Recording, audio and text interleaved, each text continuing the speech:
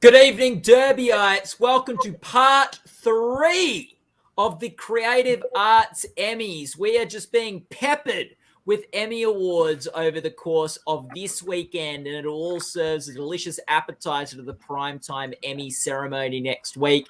If certain shows are going to win particular prizes and set records, they need to go through the Creative Arts Emmys. I'm Matt Noble of Gold Derby, joined here by Sam Eckmann, Tony Ruiz, and Joyce Eng. Good evening, guys. Welcome aboard. We have the big board tracking shows that win multiple Emmys to see who can come out on top. We'll have a bit of a closer inspection of that later. First category we've got from Chris is going to be TV movie, presented by JB Smooth. Joyce, what do you think? I think I have Sylvie's Love. I'm not sure.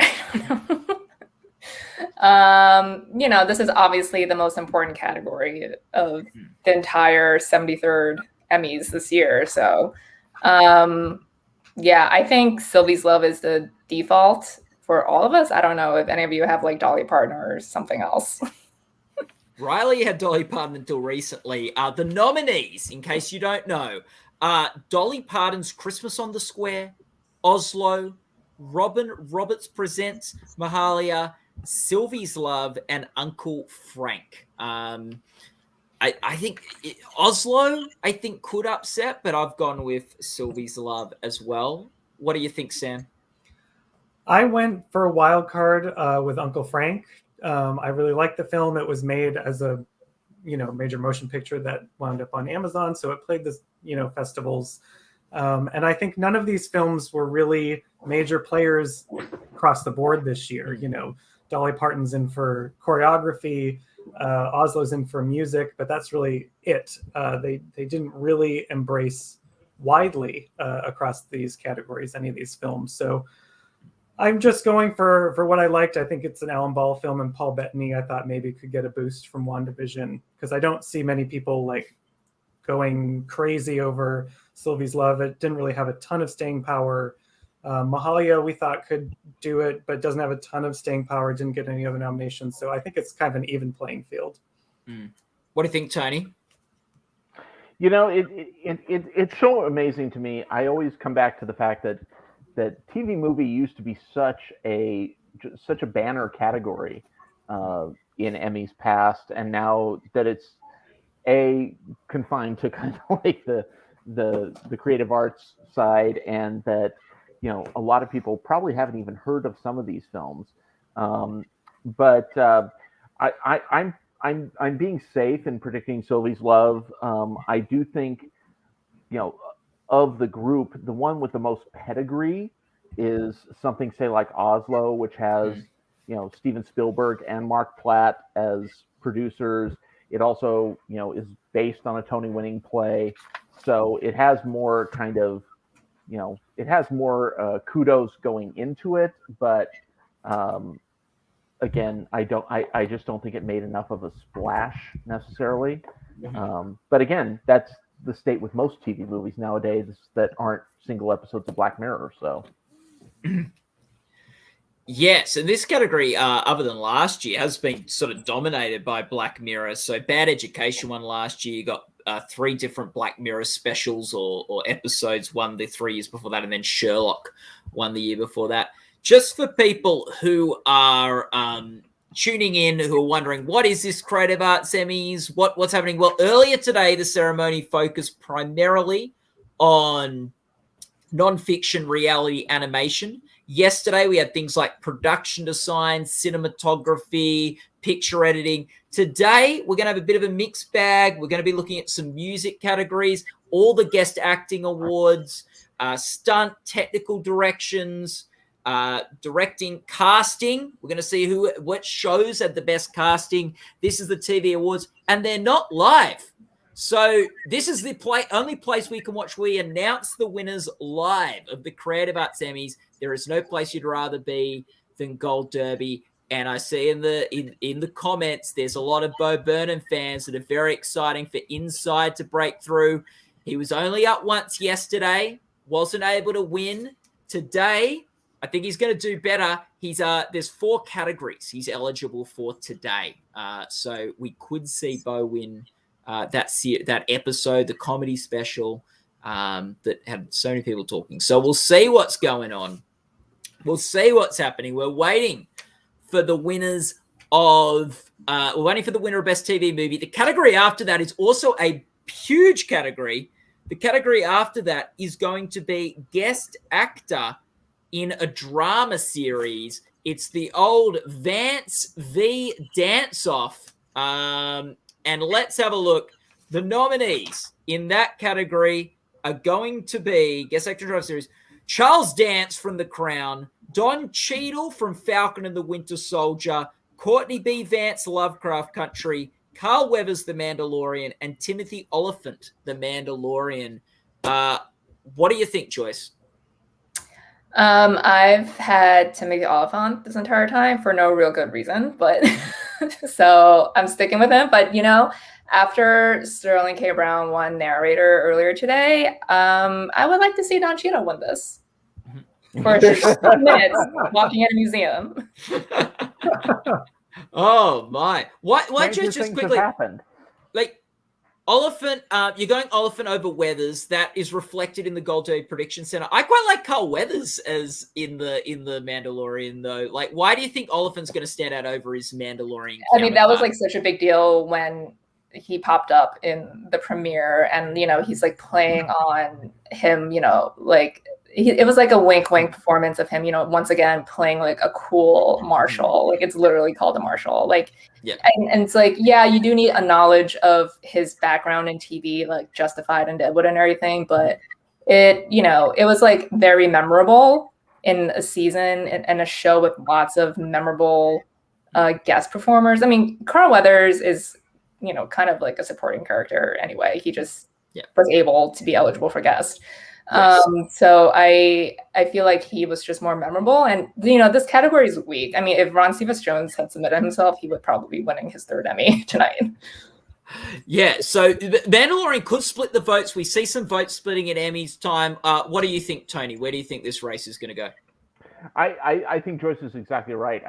I think the fact that Ron Cephas Jones isn't here just sort of makes it that much harder to predict. I kind of wish he was here because I know. Then you just, after last year, just like, it's Ron again. It's like, okay, Ron, great. I think that I think this comes down to Charles Dance versus Courtney B. Vance. At the same time, stranger things have happened. These guest categories can go any which way. That's one thing that we've learned. Because I know that at least one of Ron Cephas Jones's wins, we've been like, really? So could Don Cheadle win his first Emmy after 10 nominations? Is this his 10th? This is his 11th nomination. 11th nomination. Again, stranger things have happened. So I'm going with Charles Dance, based solely on the fact that he's the sole nominee for what is probably the drama frontrunner. And in my opinion, he should have won last year. But I think he's the frontrunner. But again, could Oliphant win? Absolutely. I don't think any of these can be counted out, which is kind of irritating when it comes to predictions. Yeah, it's like a stoic performance, Charles Dance. It's not like super flashy, but it is very overpowering. It is very like it sticks with you. Sam, who do you think wins this, Sam? Oh, I was close to picking Charles Dance, but the Emmys just have not been very sentimental with performers who have passed away. So I don't know if it's going to happen for him because it is not a showy performance. That's why I didn't have him there. I had Courtney B. Vance for the longest time, but Timothy Olyphant, in addition to being an Emmy favorite, having the history of Justified, it's a great contained performance. And it's a contained performance in the first episode of The Mandalorian. So even if a voter only checked out that one episode just to check out Mandalorian, he stands a great chance because it's showy. He has great physicality. He just pops off the screen, and you get the entire arc in that one episode, which is a perfect thing for guest actor. So it's like a perfect guest performance. Yeah, it's like just that one episode, like in and out. Like he did his job. Now, like I think I'm predicting Dance, but I'd love to see Vance win it for Lovecraft Country. I think that was a great performance, and that is a performance that if you just see the first episode of the series, he's in the first episode. He's sort of in the first 2 or 3. I can't remember. I think it was 2, and it's just he sets up the show so well, like and sort of almost like Like I think he's such a core part of those first 2 episodes and such a big reason of why I enjoyed Lovecraft Country season 4. I would love to see him take this one out. But we'll see. I think as you guys say, this is a pretty open race. It could go in any number of directions. And often the Emmys throw us curveballs when it comes to the guest acting races. So we're going to see what happens this year, whether it goes according to script or not, but it's a pretty open race. After those 2 categories, TV, movie, and guest actor in a drama, we go to the music awards. The first category we're going to have with music is going to be the music for a series. Okay. And the nominees for music for a series is Bridgerton, The Crown, Handmaid's Tale, Lovecraft Country, The Mandalorian, and This Is Us. They are the nominations for Best Original Dramatic Score for a Series. What do you think, Joyce? Who's going to win? Who's going to come out on top there? I have Mando winning again. Ludwig Göransson. He did it last year. He beat Succession, sadly. So I think he'll just do it again. Yep. Any other takes from Sam or Tony, or do you agree Mandalorian's the go? I think Bridgerton could be a real threat here. When you take a show that was as much in the zeitgeist as Bridgerton, to the point that even the adaptations of pop songs in this kind of classical vein put the soundtrack even on like the Billboard list. I think you can't underestimate it. And Chris Bowers is particularly popular within both he's just coming off an Oscar nomination for documentary, and never underestimate somebody's ability to take pop songs and turn them into kind of Baroque classical music. But I would think like that would just make it a bigger threat in music supervision. It's definitely true. I feel like this is one of those places where I think this is one of those places where Bridgerton, being such a zeitgeisty show, could really help it. Yeah, it's overall a really strong category. I think the 2 we're discussing, Mandalorian and Bridgerton, are easily the most obvious use of music, the ones that stand out the most. So I think it is between those 2, but I have Mando. I think we can't discount the potential for a crown sweep if just voters love that this year. It didn't win everything yesterday, though, so that may not be the case. But I think Crown could be sort of the spoiler of the category. But I agree with you that it's Mandalorian versus Bridgerton in front.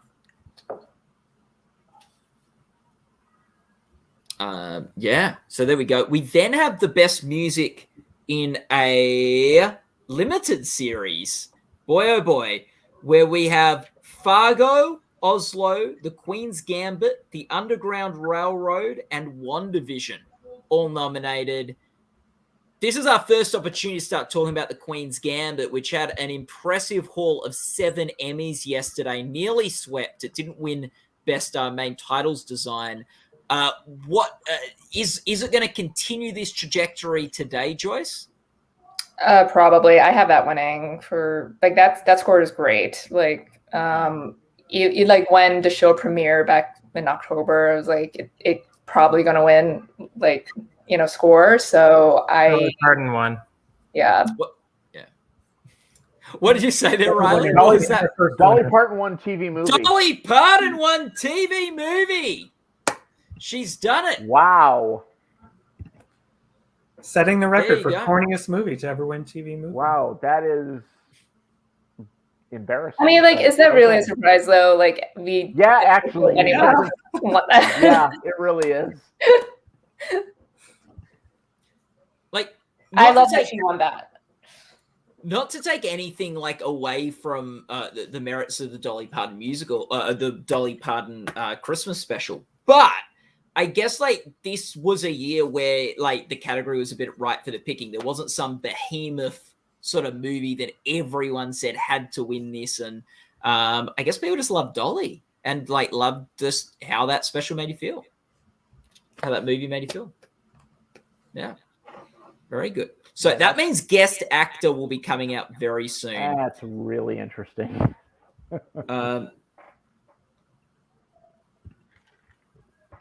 I mean, she probably could have won last year too, but I think with just like Bad Education was just more seen. I mean, we thought last year was between Bad Education and El Camino, which are like bigger titles for different reasons. But so, I mean, you know, she got in last year, so she just went one step further this year in a very open race.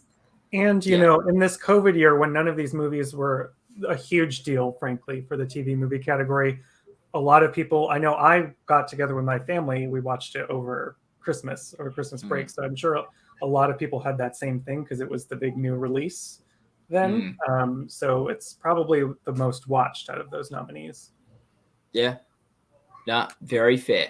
And we've got the so with the I think we were talking a bit about limited series and the music there as well. And I think an interesting thing is, even though Queen's Gambit did so well yesterday, WandaVision has 7 categories it's eligible for today. So WandaVision has opportunities to rally and build its total. And obviously the creative arts is the way to do it. We've got the board. We've got the Queen's Gambit's on 7 and WandaVision is on 2. So if WandaVision is going to... Courtney B. Vance won. Courtney B. Vance won! There you Look go. At a 2-time Emmy-winning series. Yeah.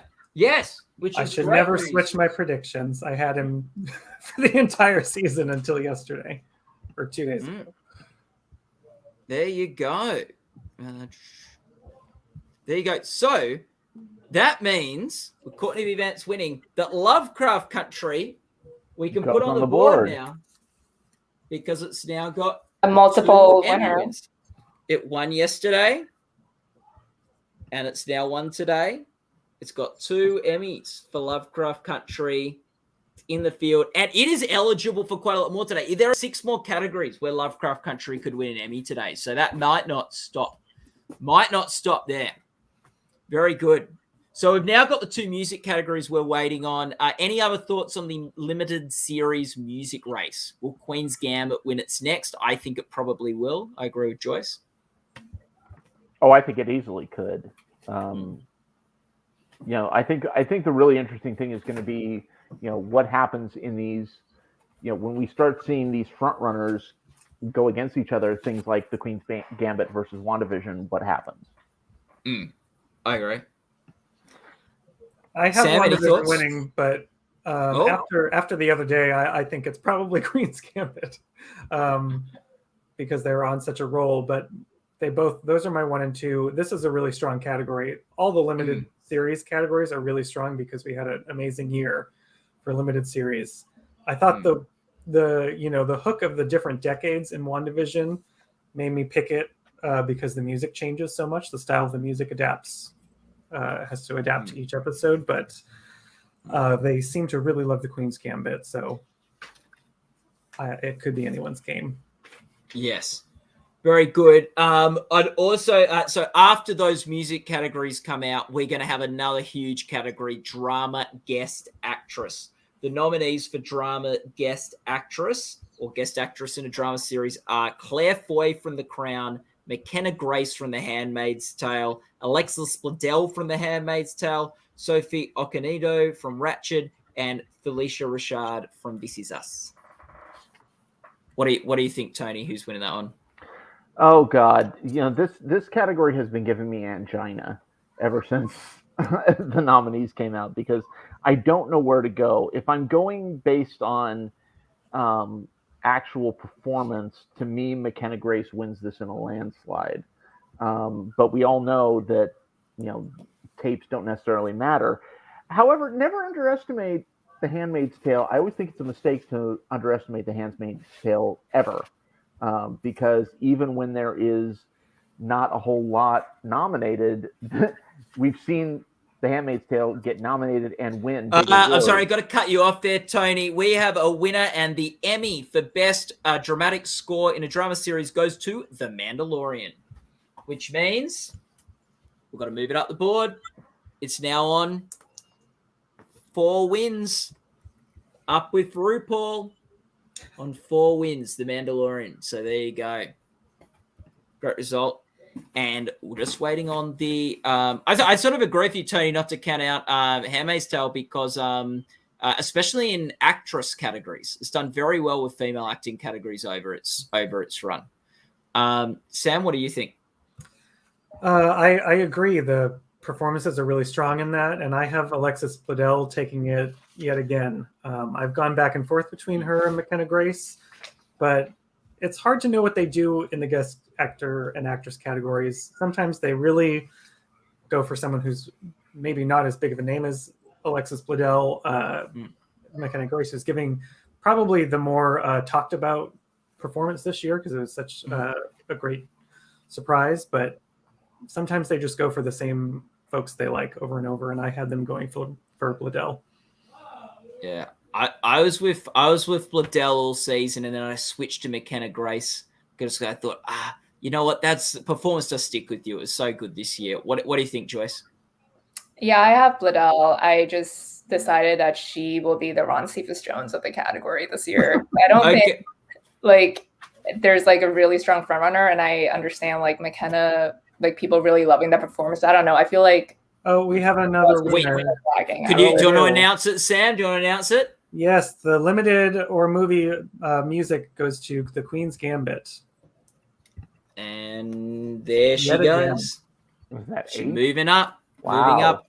Another win to Queen's Gambit. Another, again, against WandaVision. So another opportunity. Although, as we were all sort of saying, I guess the dramatic score might have been one of the more stronger parts of Queen's Gambit, where we probably even before the wins yesterday would have been predicting it. Sorry, Joyce, do you want to continue what you're saying about guest actress? Just that Alexis Bledel is the new Ron Cephas Jones. Okay. I don't know. She's won this before. I don't feel like there's a really obvious front runner. And yeah, like you guys said, they can do weird things sometimes. They could give it to someone really deserving. It shows they're paying attention and watching episodes or the season. Watch Claire Foy win it. Yeah, exactly. So, or they could be super lazy and give it to Margot Martindale for sipping coffee for 90 seconds. Now, or Cherry Jones in The Handmaid's Tale for 65 seconds on one of them. 65 seconds I counted one year. and look, when you think about it, not don't sleep on Claire Foy, because not many people were predicting her when she won lead actress for the same performance. And they do love The Crown, and this was a performance that they've given a lead actor to. Now, to be fair, her performance in that season of The Crown was much more impressive and deserving, probably. She's literally just reading a speech. Yeah, so she's not. But people have won for far less in guests. Yeah, because even though she was a surprise. Martindale. Even though she was a surprise, the issue on Claire Foy, everyone afterwards understood why. It wasn't what a horrible win. Yeah, and she didn't won deserve it. The SAG that year too. Yeah. So it would be surprising. Well, we've avoided. Don Cheadle didn't win for his short performance. We'll see if Claire Foy can here. And yeah, I guess Handmaid's Tale, there is a potential of vote splitting. They've overcome it in acting categories before, but we'll see if they can today. Any other thoughts on the guest actress in a drama series race? Maybe there'll be a write-in winner for beloved character actress Margot Martindale, and we're all wrong. Felicia Rashad is probably last. I was going to say, I'm just going to say bye, Felicia. What a PR coup that would be if they could win that, though. Wow. Imagine. Pretty cool. We've got after drama guest actress, we've got 2 more music awards: music supervision and music direction. The music supervision category, the nominees are Bridgerton, The Crown, Houston, I May Destroy You, Lovecraft Country, The Queen's Gambit, and WandaVision. And so what do we think about that one? Is, again, Queen's Gambit, is that just going to win another one, or do we think it's going to go another direction? I really hope I May Destroy You wins music supervision. I mean, it's again a great category, but and the winner for best drama actress is, Claire do you want to Foy. say it, Tony? Claire Foy has done it. She's upset again. Wow. She's upset won. again. Now she's won lead and guest for the same Performance. role. So the Crown moves up. Look, how crazy is this? The category we had our eye on in guest for the Crown, Charles Dance. We were keeping an eye on him, and while we're looking at that, Vance surprises, and we have Foy sneak in with the guest actress. What a great speech! It was the Queen's speech has won Claire Foy an Emmy, and anyone that was going, oh, the Crown looks a bit weak now because Dance wasn't able to win. Well, let's throw that out. It's done it. Claire Foy moves Crown up to 3. It's just going to be amazing to me that probably Claire Foy will win 2 Emmys and has won 2 Emmys for playing a role where Olivia Colman, Oscar winner, can't win a single one. They'll just have Olivia do a 5-minute guest appearance in season 6. Yep. And that's exactly. how she do it. I think Olivia's got a shot next week. I wouldn't completely count her out. You're not going with Emma? I don't know who I've currently got in first, but I will be thinking about that this week. I think there could be a case for. Well, now I'm just wondering because after last night when Pose won 3 awards, a lot of people were like, "Oh my God, Pose has a chance," and actor and actress. And now Claire Foy, actors are actually voting. There is an upset for music supervision. Do you want to say it, Tony? Yeah, Sam, you'll be happy about this. Music supervision went to I May Destroy You. Yes, so well deserved. That absolutely deserves to take that category. I switched away from that. I had that this entire time, and I switched it to Queen's Gambit. And look, the Queen's Gambit has lost another. It finally lost another award. It's lost its second award. So there you go. It's not untouchable or unbeatable. The next category, which will probably be coming in very soon, is music supervision. The nominees are Bridgerton, Now we have Crown, music supervision already. Music direction. Music direction. Billie Eilish, Bo Burnham, Celebrating America, David Byrne's American Utopia, and Zoe's Extraordinary Playlist are the nominees. This could be a chance for Bo Burnham to strike, get his first Emmy of the year. What do we think, guys? Yeah, how many is Bo nominated for this year? 6. 6. He already lost editing.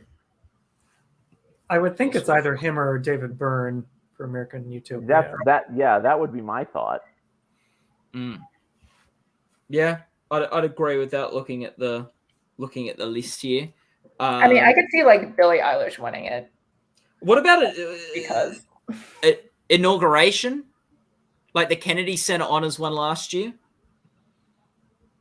I think so. I don't know. Yeah, I know Fox Verdon won the year before. Yeah. So I think it was Kennedy Center, Foss Verdon, Tony Bennett won the year before that.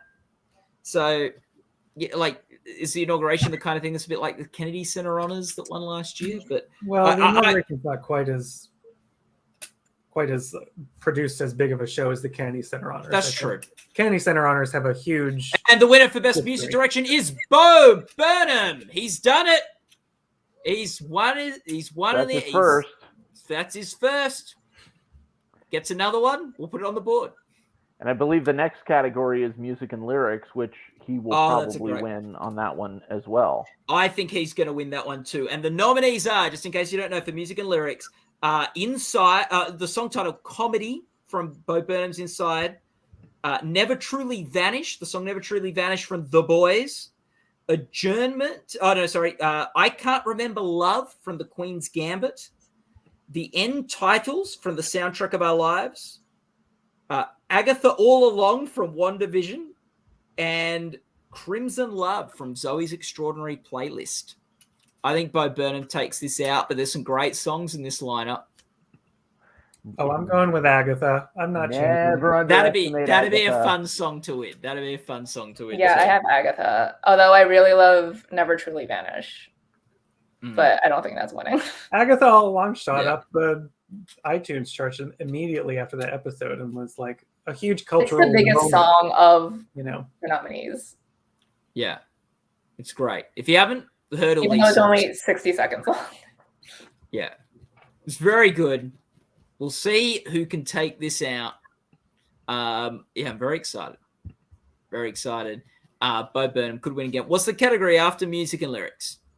After music and lyrics is there's 2 technical directions for series and a special. Okay. 2 technical directions for our series. favorite categories. Our favorite categories. Technical direction. I have those nominees up. Read them out. Read them out. Tony, I'll interrupt you if we get the best song winner. So the technical direction for series nominees are America's Got Talent, Jimmy Kimmel Live, Last Week Tonight with John Oliver, Saturday Night Live, and The Voice. Yeah. Last Week Tonight's won the last 2 years of this category. And Saturday Night Live won the 2 years before that. And Saturday Night Live's been doing really well, so this could just sweep it in with it. I'm going to say Last Week Tonight just because that's won the last 2 years. But yeah, I think SNL's got a great shot. Yeah, I think SNL would have, it's hard to have a lot of, the one thing that I think works for something like Last Week Tonight is that it's the Trump and the election results episode. Yeah. But when you're talking about, something specifically that does seem to have this live element to it, I think Saturday Night Live would probably be the way to go. Yeah. I think the Last Week Tonight episode is the F 2020 where they blew stuff up and things, though. So that's like a show. But I think it is a race between those 2 shows that have dominated this category the past 4 years. So we'll see how that pans out. Very checking if we get this song result in. Tony, while we're checking on that, Chris Beecham is typing. Let's see. Agatha One Song. Agatha One Song for WandaVision. Whoa. It's a fun song. It's a good song. So Robert Lopez has a Primetime Emmy now. Yeah. Yes. There you go. And it means we can move WandaVision up on the board. Tony, do you want to run us through the nominees for our not the category we haven't talked about yet, the technical? Yeah, the other one. we did technical for series. The technical direction for special nominees are American Utopia, the Grammys, Hamilton, the Oscars, and the Super Bowl halftime show starring The Weeknd. I always say in these categories, it's really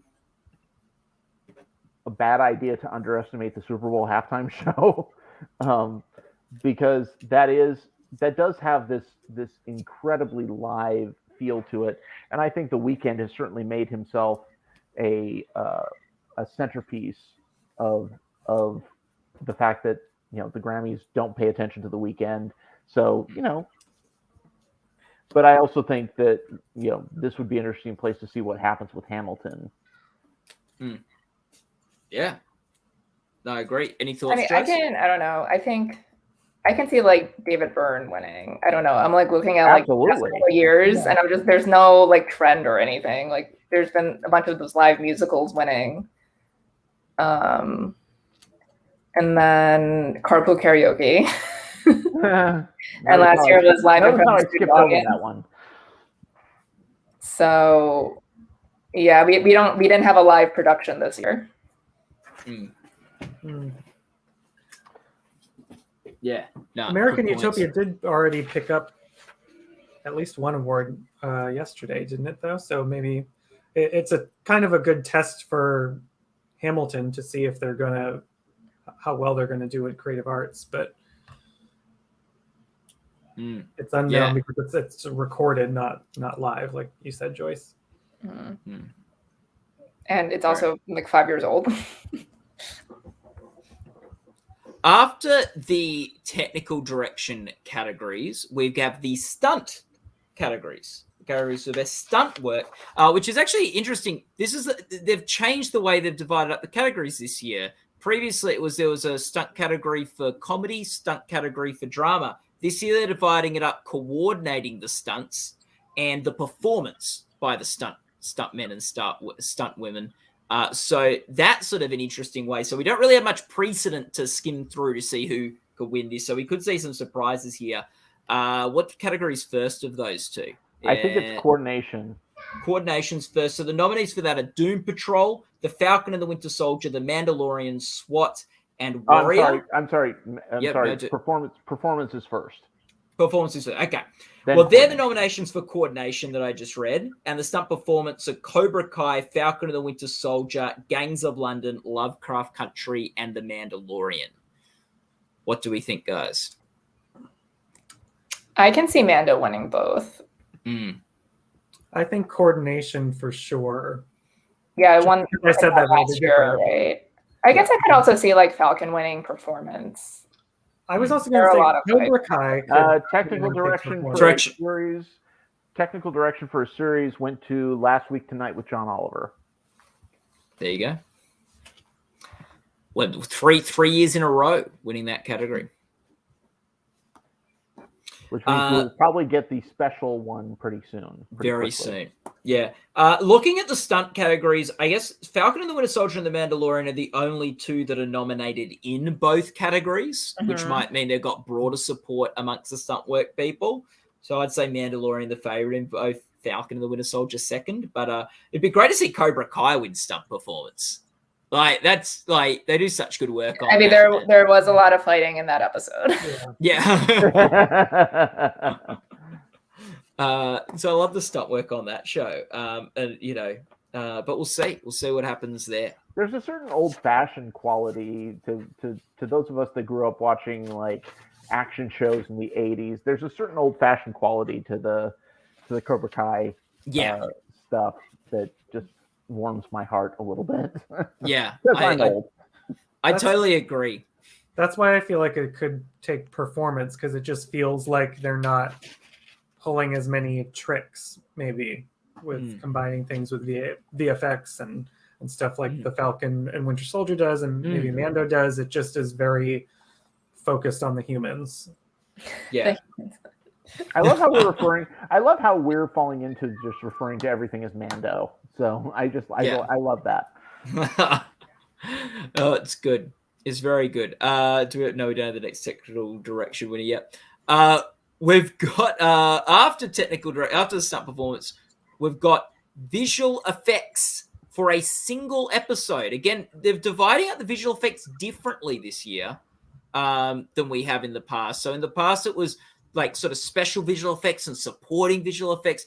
This year, it's single episode visual effects versus like season long visual effects. So again, we don't have much precedent for this category or anything, but the visual effects for single episode, which will be the first one we look at, is going to be The Crown, The Nevers, Star Trek Discovery, The Umbrella Academy, and Vikings. Any thoughts on that?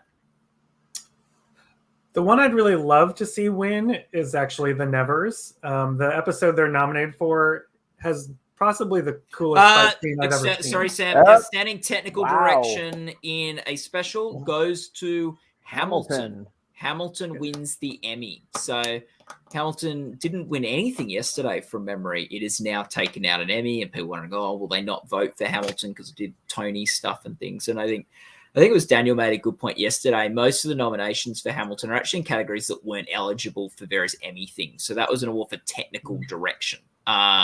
So there you go. So they still went with a musical. It just wasn't live. Yeah, good point, Joyce. So anything on the video? Anything else on the visual effects? That's a really interesting one. It's funny. The one thing that seems to completely, again, the apple in a bag of oranges is the fact that the Crown's in here, which, if the Crown wins, if the Crown wins this, against these shows, my instinct is to go with Star Trek Discovery. Same. But although the Vikings has popped up a lot. Vikings has. It won last year, didn't it? I think so. Yes, I believe so. And Chris is typing, so he might have another winner coming in any moment now. No, the dots disappeared. The dots disappeared.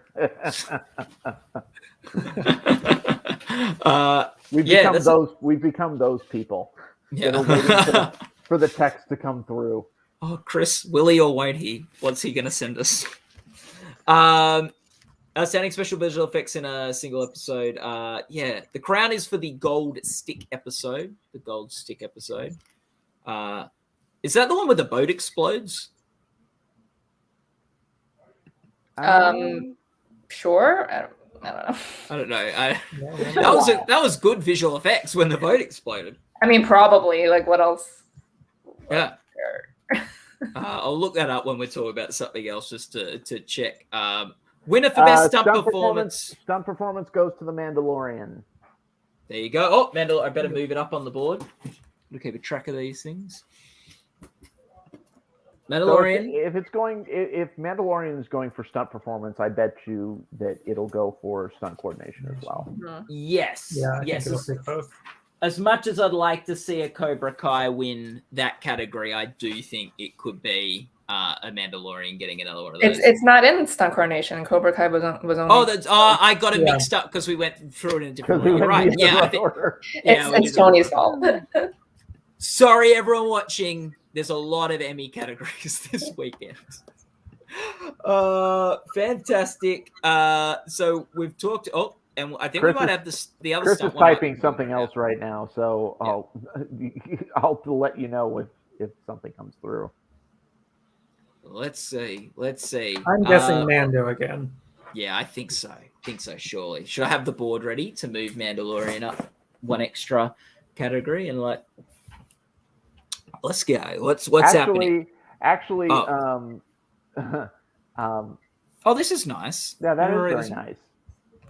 That is very nice. Chris just received a message from Dolly Parton's producer thanking Gold Derby for all the support.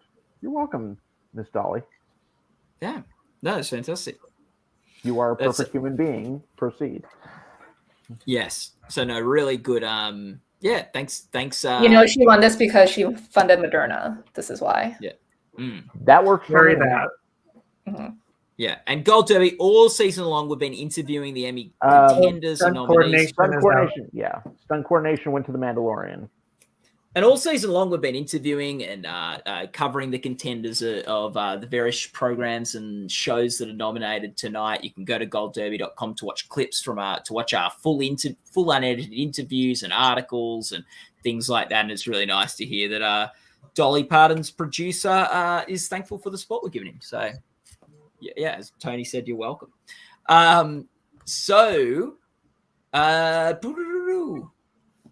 What categories do we need to talk about next? I think we've talked about episode special effects. I think the next one after that is the season special effects for a season or movie. Well, I according to the list I have from Chris, I think we're going to directing for variety, special, and series after that. And we don't see the visual effects till a bit later. You're right. We have just a single episode. Which is a weird jump. I would have put those two together as well, but they would need to spread out those visual effects categories. They know, you think you know what they're doing, so they're just trying to stump you. Yeah. People will stop watching the live stream and the show if all the visual effects happen too early. So we've got directing for variety special and directing for variety series. The directing variety special, is that the first one? Let me just double check. Yes. Yeah, those nominees are Bo Burnham for Bo Burnham Inside, Spike Lee for American Utopia. The directors of 846, the Dave Chappelle piece, the Friends reunion special, and the West Wing reunion special. Well, I would love the West Wing to win this. I don't think it will. I don't think it will. Has come out for a single episode. Yep. We have another winner. Star Trek Discovery wins visual effects for a single episode. Yes. There you go. Star Trek Discovery. I think Rob LaCuria will be a fan. I think he likes that show. I would love. I think Bo Burnham's going to win the direction, but I'd love West Wing to win. And I think it's really nuts that we have Friends versus the West Wing in an Emmy category. I know. Take us back to 1999. Come on. Yeah, and I think. Was it 15 years ago from this year that they won Best Drama and Comedy Series? No, they won. They won in 2002. That was the only time. 2002. So 19 years.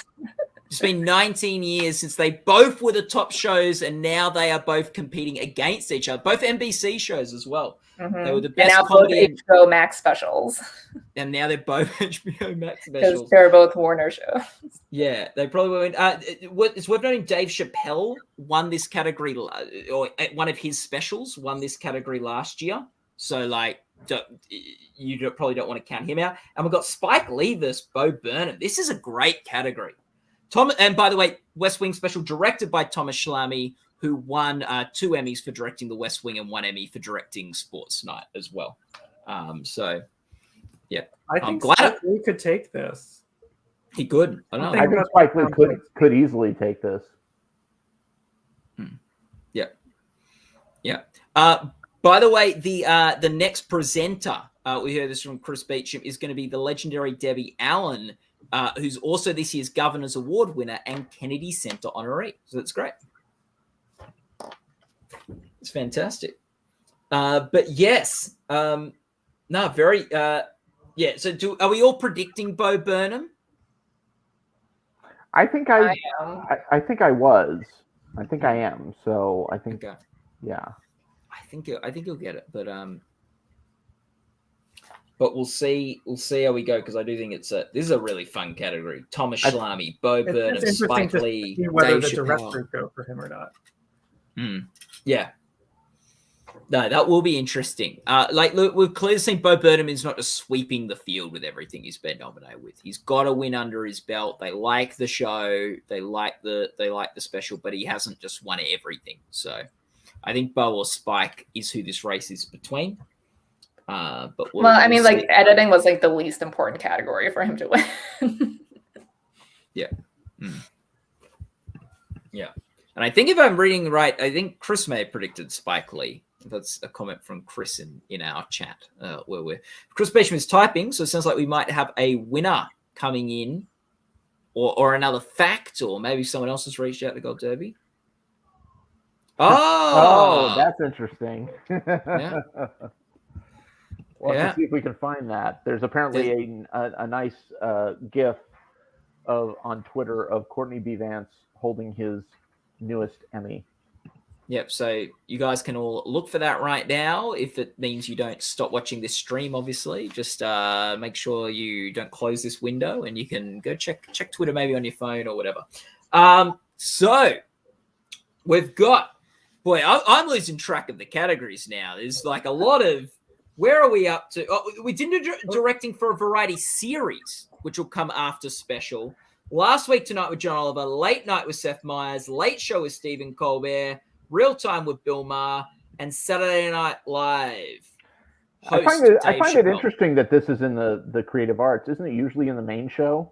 I mean, how many times have we seen Don Roy King go up there and receive this? I feel like, is this these are one of the categories where they do every second year at the main and every second year at the creative arts? I've lost track. But it's with COVID, it's they've kind of, who knows what the combo is now. Yeah. What do we think, guys? Saturday Night Live has won. We have directing for a variety special. The winner is Bo Burnham. He's done it. Bo Burnham's done it.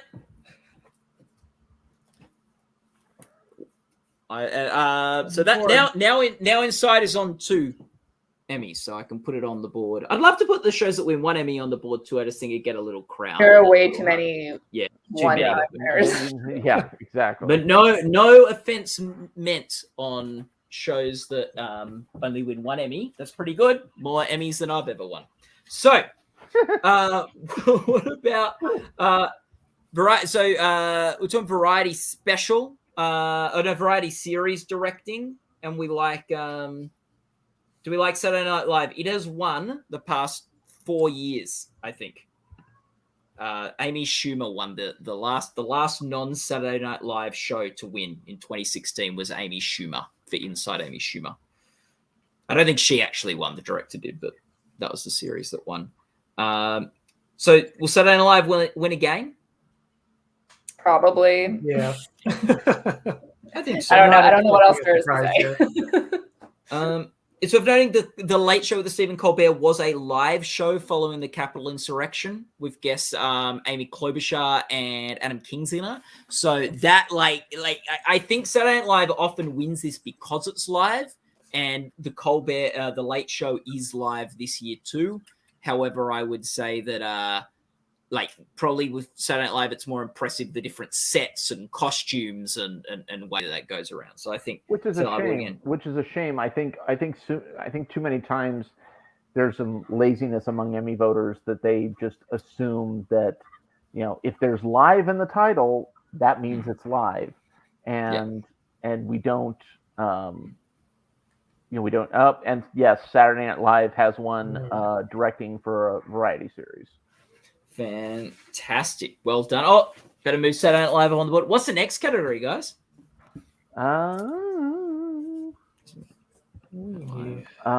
Commercial. Best commercial. Oh, best commercial. What we've all been waiting for.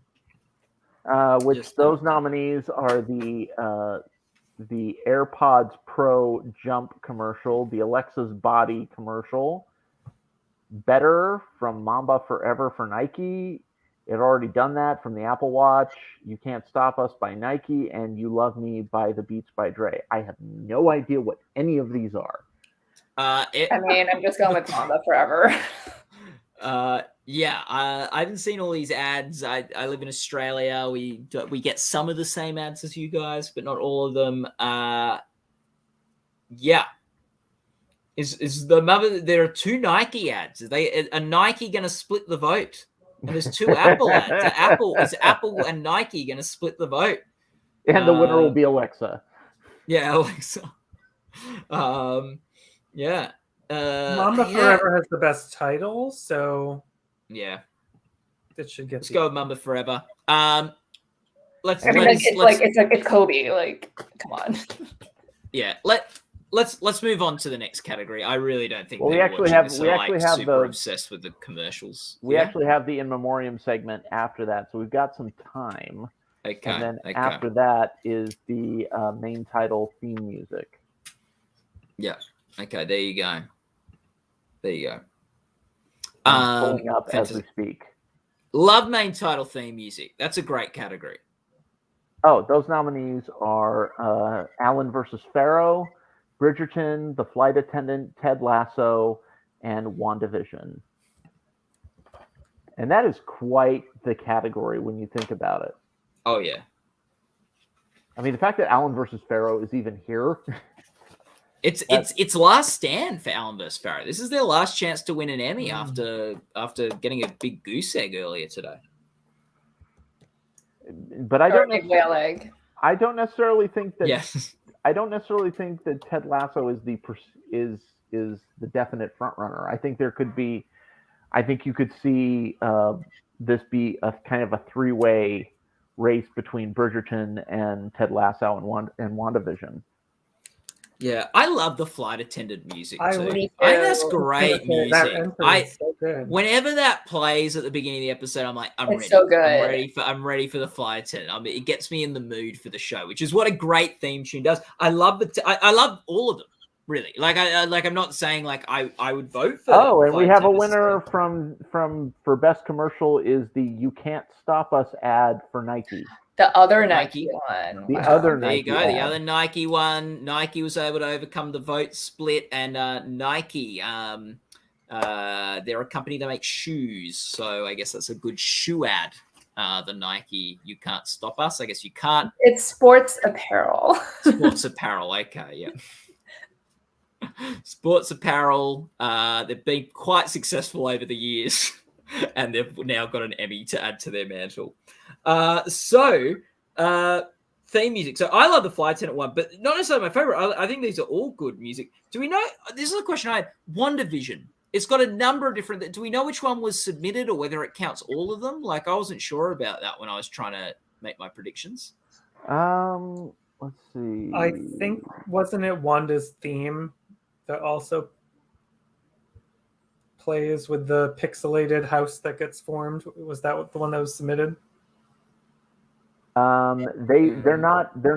It doesn't specify in the nominees which episode. Yeah. So it's hard to know because it's the main title, so it's just it's like their end titles. Okay, which I think it's good, but like when I think of WandaVision theme, I think of those. You think of like the fake titles, the fake titles and stuff, which maybe some of the voters think of. But I know that's why I'm like they'll probably think of that and like vote for it. Yeah. So yeah, what do we think is going to win this? I think I ended up just picking WandaVision. Well, I have WandaVision, but like Flight Attendant is my personal favorite. Yeah. We've got a bit of a what's the category after that one, Tony? The two casting. There's let's see, comedy. No, I'm sorry. Limited or movie casting and drama casting. Well, let's talk about them too. That's good. Unless does anyone have any more thoughts on the main title theme? Just that WandaVision will win. Okay. Love to. And by the way, if the Ted Lasso theme wins, Marcus Mumford is one of the people who wrote that theme song. So him and Thomas Howard win. So Mumford without Sons could end up winning an Emmy today if he wins that. And he did an interview with me for Gold Derby, so that was nice for him and Tom Howe to spend some time talking with us. I'm assuming, did some of the other theme song people do interviews? Not with me, so maybe with other people that work for us. So could see the Gold Derby bump and play. Okay, let's go through the casting ones then. Love the casting. The first one is the first one, at least on the list, is casting for a limited series or movie.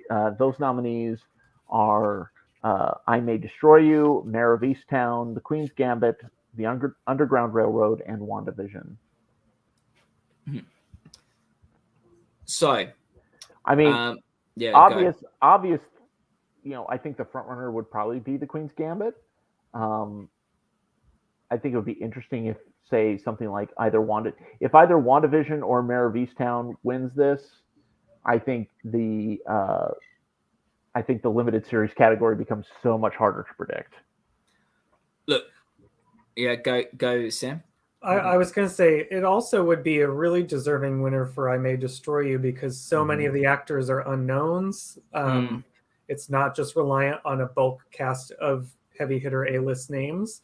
You know, literally everyone in the cast was an unknown basically at the time of casting. So I think that's a big boon for casting here, considering how well received all the performances were. Yeah.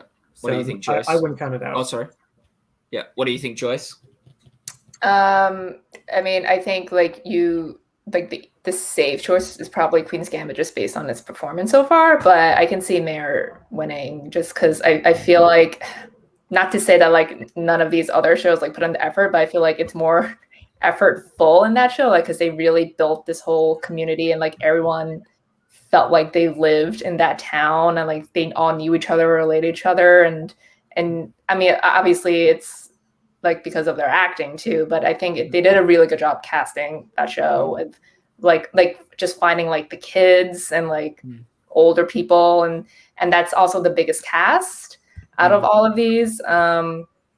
And that's the most ensemble-y piece of all of these, where they all kind of like interact with each other too. I think with like WandaVision, you know, it's like the two leads have been in these roles for like 10 years. So yeah. I think that would be kind of wild if it won that. But I could see this being, just like 2 years ago with like When They See Us won this, but it still didn't win series. Because like that was like a very big casting effort to find those kids in those roles to play those guys. So I think even like no matter what wins series, like I mean, if Queen's Gambit wins series, then you're probably like it's just like or like wins casting, it's like it's done for series. But yeah, like I think Mare can still win this, and like Queen's Gambit can still win series. Yeah, I think like Mare of Easttown's real strength is its cast. Great cast on Queen's Gambit too. I'm not saying like, but that is a real strength of Mare of Easttown. So I think it's got a good chance here. I think a lot of people have been going because of how well Queen's Gambit's been doing, like it sort of locked up the series race. I don't think that's true at all. I have been unwaveringly predicting Queen's Gambit to win limited series. So I think it will win, and I have got a bit more confidence with the wins on the weekend. But sometimes you see shows perform very well at Creative Arts and then falter at the primetime ceremony. And I don't think Queen's Gambit by any means has limited series in the bag. I'm a bit annoyed actually now. Everyone's going to just go and predict Queen's Gambit, and when it wins next week, I won't get any points over them. But I actually am not as sort of I'm not running as much into the Creative Arts wins, other than Queen's Gambit is strong like I was expecting, but I think that it's going to be still a bit of a barn burner race, and especially if we see Mare of Easttown pick up acting awards next week, because we could have a situation like we had with Stranger Things versus The Handmaid's Tale a couple of years ago. Stranger Things does. Oh, we've got the main title theme music. Hey, this is a good winner. Well, the I have Flight in second Attendant. place. The Oh my god, I Flight can't even Attendant actually won. Oh, won best main I was title so like theme music. pessimistic because I was like, it's my favorite one, and like I don't think it's gonna win. Yeah, it was great. It was a great theme music. I'm a bit sad for the Ted Lasso theme, but I'm happy. I think a deserving theme one. So we've talked about casting for a mini series. Let's talk about casting for a drama is the next category, and the nominees for that are Bridgerton, The Crown, Handmaid's Tale, Lovecraft Country, and The Mandalorian. I mean, The Crown. The Crown.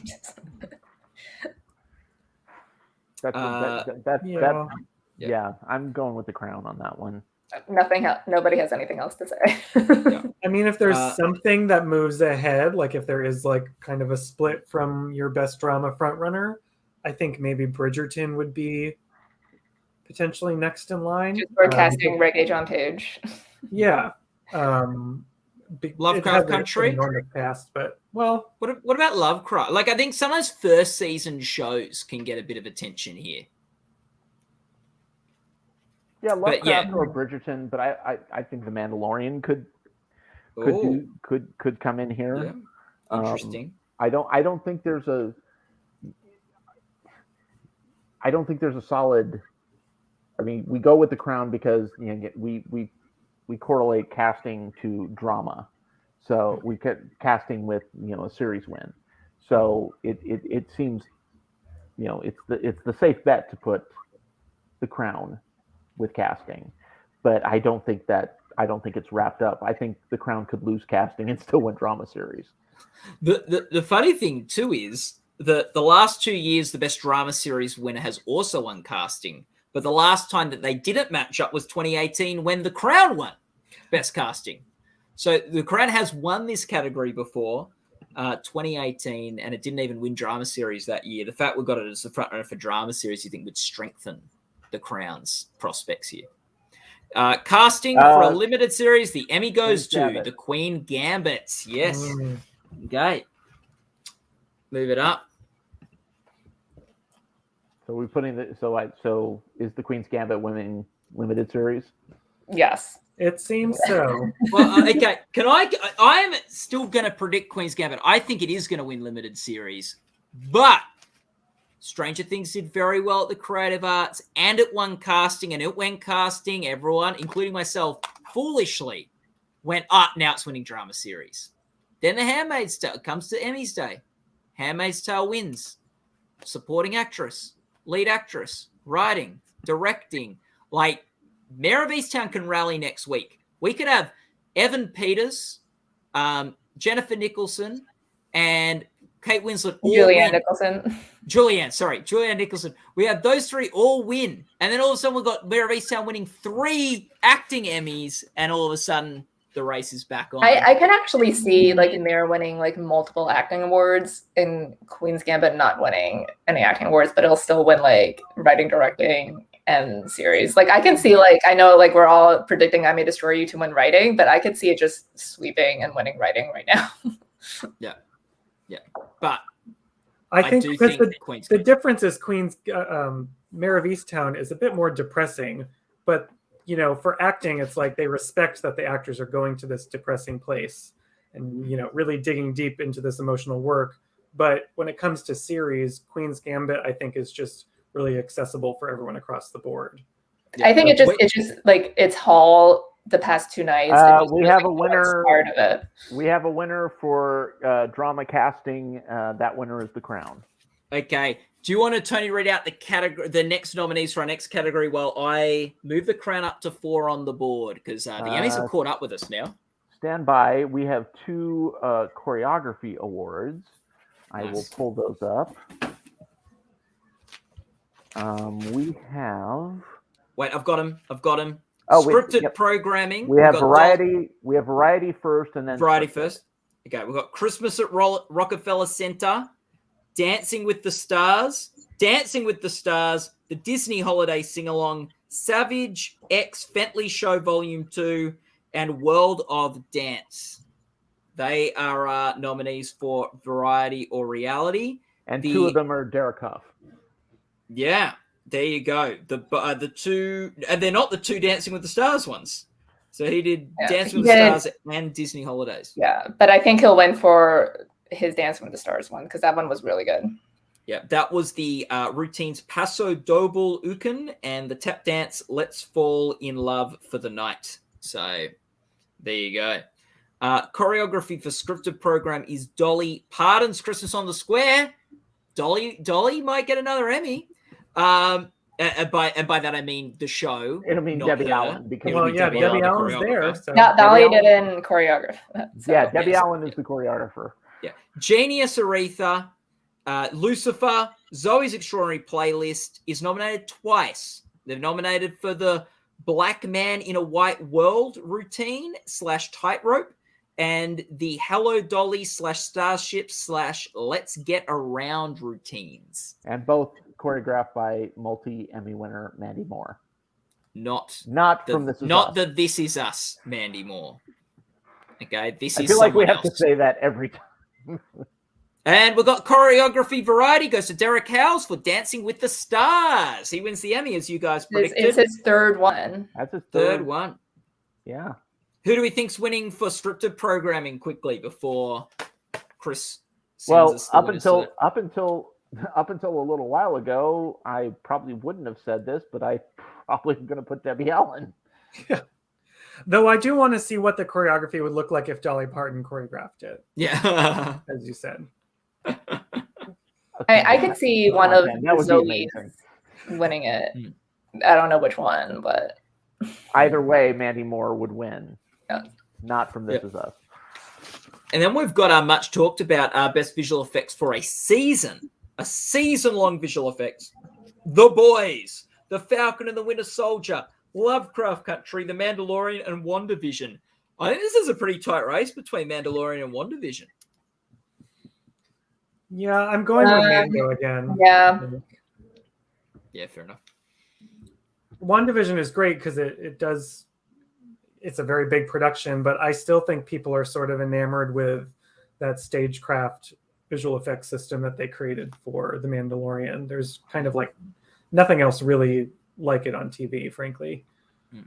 Well, if you're going about nothing else quite like it, The Boys had a boat drive into the middle of a whale and a giant penis strangle someone this season on The Boys. So that one's really the apple in the orange basket. Yeah, there you go. So I think The Boys would be, jokes aside, I think The Boys would be a great winner here because they do stuff that's just so really, yeah. Yeah. sort of for very different reasons why, like, I hope Cobra Kai would win stunt performance. I'm like, oh, they're just would be such cool winners. Because they're like not the ones you'd typically expect to be winning awards. But I think The Mandalorian might have this. We have a winner for scripted. Yes, Debbie Allen wins for the Dolly Parton Christmas on the Square. Okay, now, believe it or not, I did not have a Dolly Parton thing ready Oh, to wow. go. At all. Yeah, Dolly Parton. She like I sort of took a punt on. She's gonna come down there and kick you out of your own home. But I have chalk, so I can gonna write Dolly. There we go. It's and that I believe that's actually Debbie Allen's second Emmy tonight because she was a producer. Oh, great! Two for Dolly, two. Christmas on the Square. There you go. They've done it. They've done two. Are they nominated in any other categories? I don't think they are. I don't think so. No, I didn't make a thing for anything that just had 2 nominees. Well, they have to win everything. They have to win everything. They probably no show with 2, but they did. A message from one of our editors, Daniel Montgomery. Derek Huff ties Debbie Allen's record for choreography wins, and then Debbie Allen breaks that record. Well, classic. As Debbie Allen should. Yes. Because she's perfect. We are going to go to the short form categories after that visual effects winner is read out, which is great.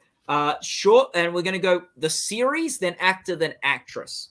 So just like the Oscars this year, where they went picture, actress, actor for short form. Yeah, who knows? It's just their inspiration. Don't manifest that kind of result. Yeah. So short form series, comedy, drama, variety is Carpool Karaoke, the series, Late Night with Seth Meyers, Corrections, The Randy Rainbow Show, Reno 911, and Stephen Colbert presents Tuning Out the News. What do you think's got this, guys? I'm just going to go with Carpool Karaoke. I really want not to say Carpool Karaoke. I think it'll win. Visual effects went to The Mandalorian. The Emmy for Best Season-Long Visual Effects goes to The Mandalorian, which is up on 7. A very, very great score for The Mandalorian so far. Very good. Yeah, sorry. So we don't want to say Carpool Karaoke. What would we want to say? I frankly would love to see Seth Meyers win, because he just consistently does, I think, some of the best late night stuff. I wouldn't mind a Stephen Colbert win, but yeah, I guess I have to say Carpool Karaoke. Yeah. So, if Late Night with Seth Meyers win, he does win as host, and if Stephen Colbert's Tuning Out the News wins, Colbert does win as executive producer. So one of our late night hosts could win in this category. And James Corden is executive producer of Carpool Karaoke. So we've got which would be what, his 90 billionth Emmy? Yeah. Yes. Well, Steve Carell doesn't even have one. Yep. Still bitter. So there you go. Carell just needs to make Carpool Karaoke. That's all. Like, that was his mistake.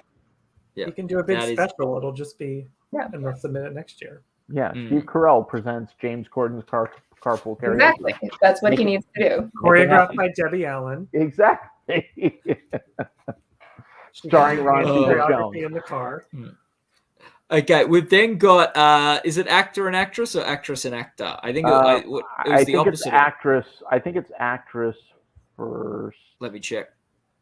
It's actor first. It's actor first, then actress. Actor first, the opposite of what the Oscars did. So we've got Brendan Scannell from Bonding, Kevin Hart from Die Hard, John Travolta from Die Hard, John Lutz from the Mapleworth Murders, and JB Smoove from the Mapleworth Murders. I'm a big fan of JB Smoove. Love JB Smoove. He's one of my favorite interviews I've ever done for Gold Derby. Also JB Smoove. So I'd love him to win this. And I love a comedy murder thing. I think that's just like very, like, that's probably the show I like the most too. We've also got Although I I think Bonding is a strangely underrated show. I think Bonding is so great. Okay. Any other thoughts on that category, guys? I don't know. Yeah, I think JB Smooth will be a fine winner in this category. Yeah, would love JB Smooth. Yeah, we'll see. I think Kevin Hart's got a shot here. I would vote JB Smooth. I'm not saying I want Kevin Hart to win, but I think he might have a shot. Actress in a short form comedy or drama series. Die Hart. Oh, sorry. Nathalie Emmanuel, Die Hart. Kiki Palmer from Kiki Palmer's Turned Up with the Taylors. Paula Pell from the Mapleworth Murders. And Kerry Kennedy Silver from Reno 911. What do we think, guys?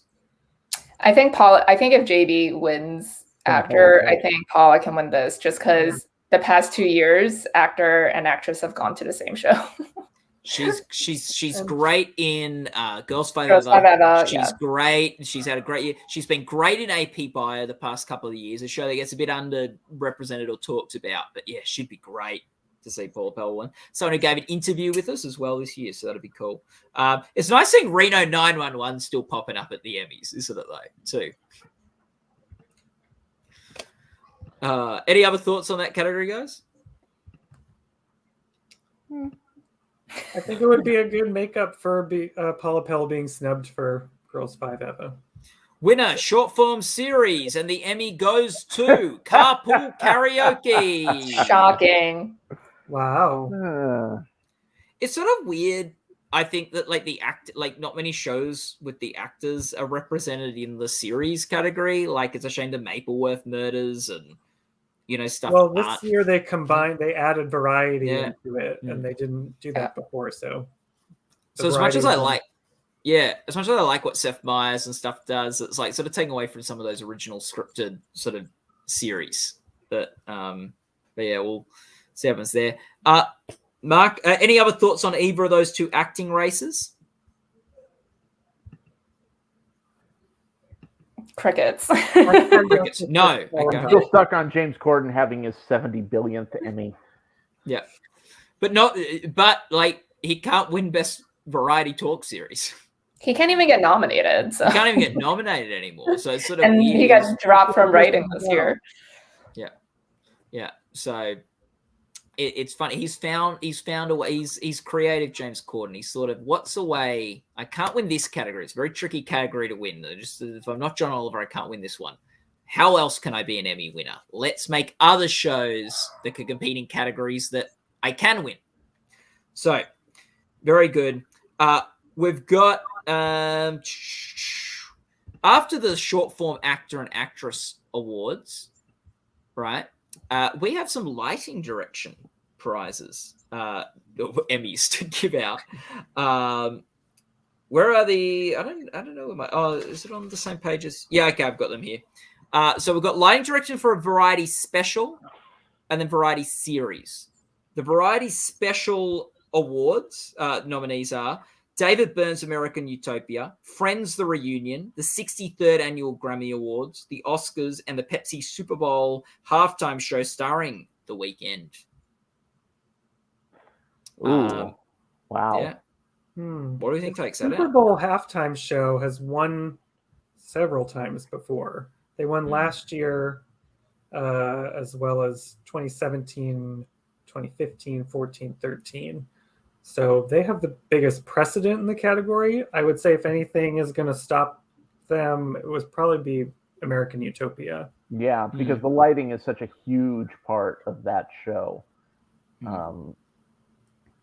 But yeah, I think the safe money is on the Super Bowl, because that was such an immersive experience.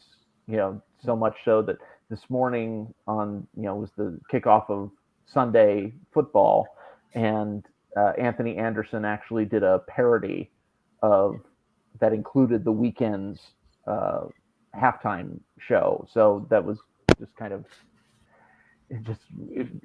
that made it was so instantly recognizable. And if you Any look thought- back, the things that have stopped the halftime show from winning recently are musical productions like Grease Live, Jesus Christ Superstar, and Rent. Were all recently musicals that won. American Utopia is sort of a musical of sorts. David Byrne's. We have a winner, JB Smoove. Hey, for the Mapleworth Murders. So best short actor. Emmy winner, JB Smoove. Love it. So Love happy.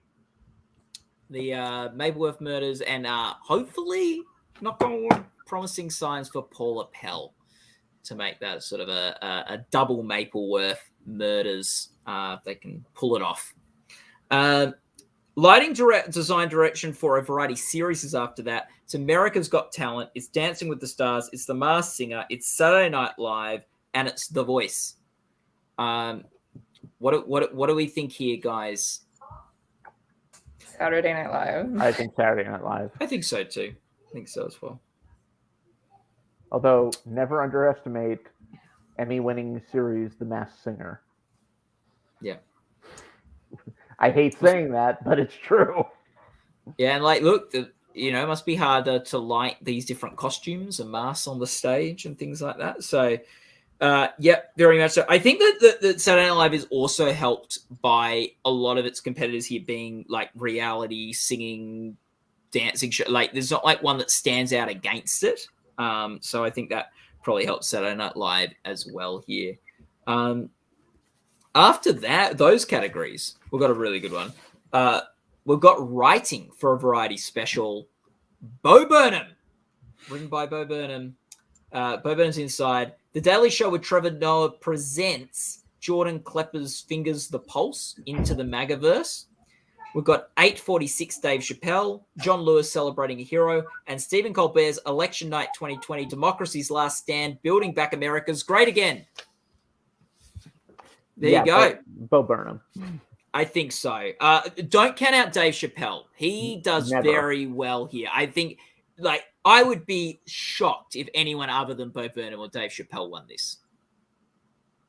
It would make me happy if Trevor Noah, if the Daily Show with Trevor Noah could get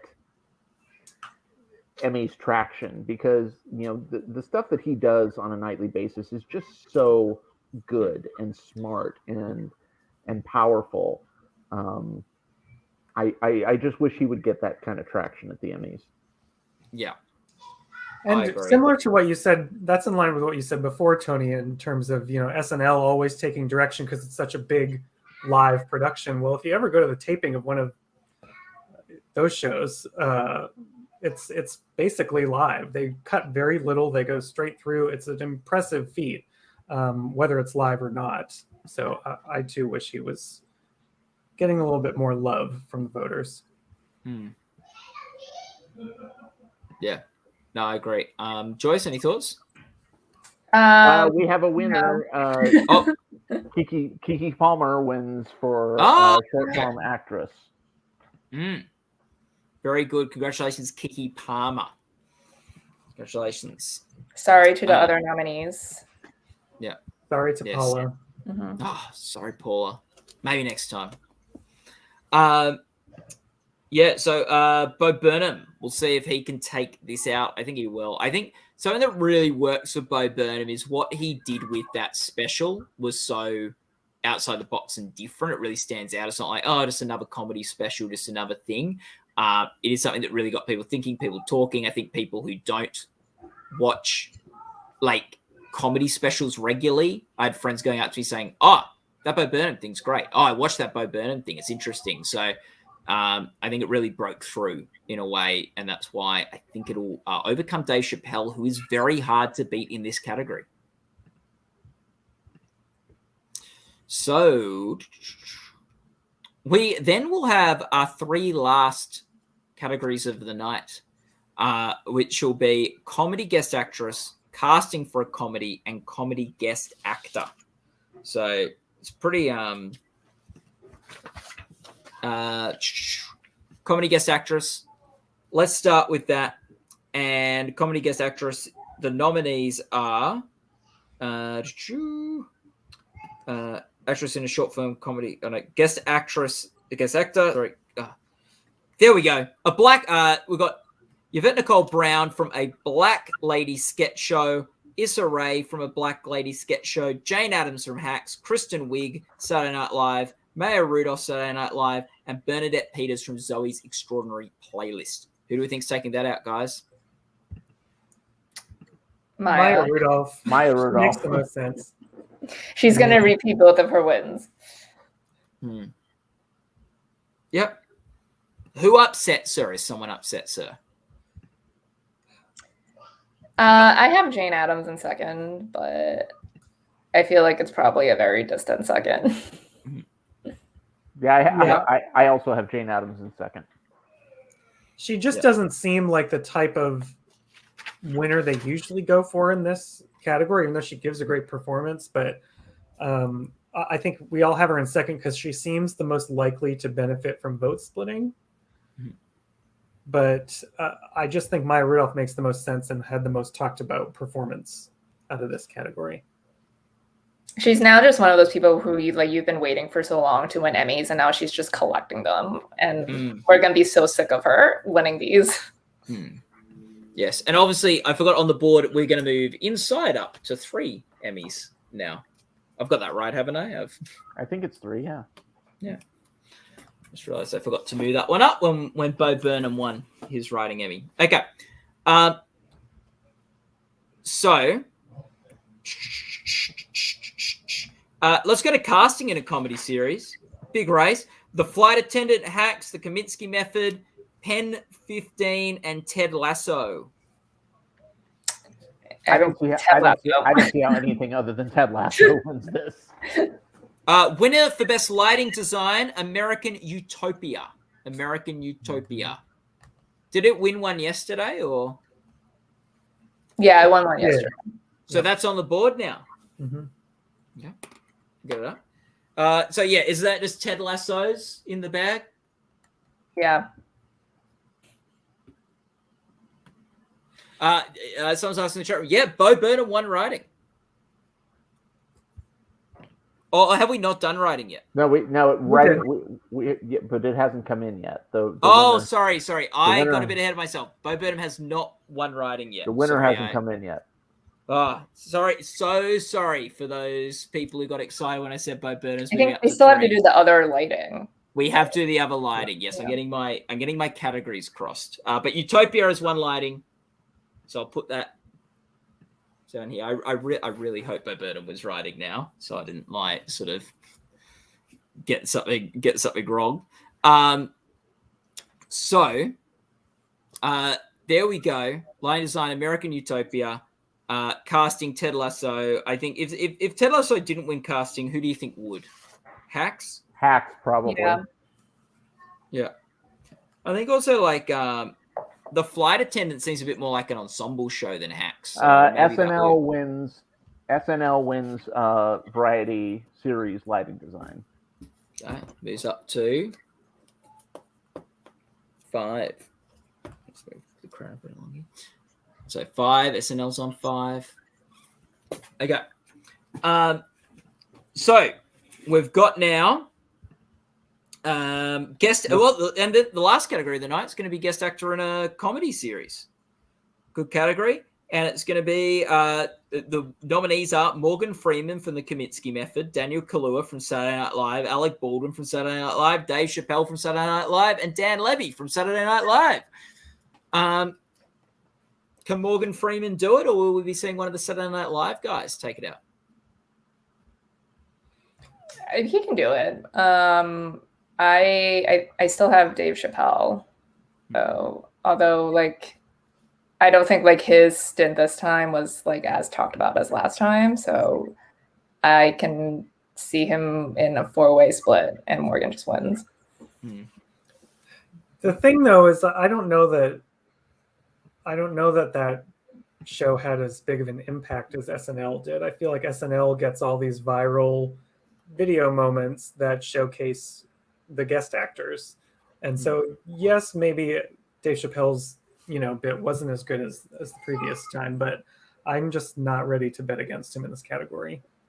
I know I haven't either, but I think like if he doesn't win, I think it's Morgan and not one of the other SNL guys. I would say of all the SNL guys, the one that actually surprised me the most was Daniel Kaluuya. I thought he was really, really good in that episode.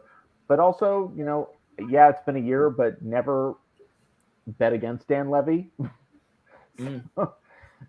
That just feels like Phoebe Waller-Bridge's nomination after Fleabag swept, you know, and then she hosted SNL and she got nominated again for. I think an interesting like sort of prospect with this is like, or something else to talk about. We talked about Claire Foy. She won lead actress in a drama series. She's come back in the guest category and won. Well, Alec Baldwin won Best Supporting Actor in a comedy series for playing Donald Trump. He's nominated for playing Donald Trump again. I don't think we have I Bo think Burnham. Bo Burnham winning. Oh, thank goodness. Wins variety writing. So now I can not get ahead of myself this time. Move inside up to 3 Emmy wins. So it's on the 3. And all of them for him. All of them for him. He gets them all. Good job, Bo.